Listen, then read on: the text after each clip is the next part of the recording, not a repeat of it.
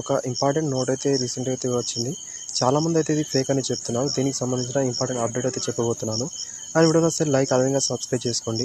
దీంట్లో అయితే total number of vacancy అయితే ఇక్కడ మీరు చూసుకుంటే 4660 ఉద్యోగాలు అయితే ఉన్నాయి. ఎస్ఐ ఉద్యోగాలు అదేవిధంగా కానిస్టేబుల్ ఉద్యోగాలు అయితే ఉన్నాయండి. అండ్ గైస్ ఈ నోట్ను అయితే చాలామంది అయితే ఫేక్ అని చెప్తున్నారు. దీనికి రీజన్ అనేది ఆల్రెడీ మనం చూసుకోవచ్చు.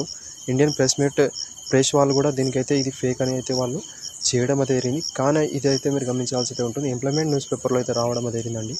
రీసెంట్గా ఇక్కడ మీరు చూసుకుంటే ఇంకో నోట్ అయితే వాళ్ళు రిలీజ్ అనేది చేయడం అయితే జరిగింది. అండ్ ఇదైతే మీరు గమనించవచ్చు. ఇది ఎంప్లాయ్మెంట్ న్యూస్ పేపర్లో మాత్రమే గమనించండి.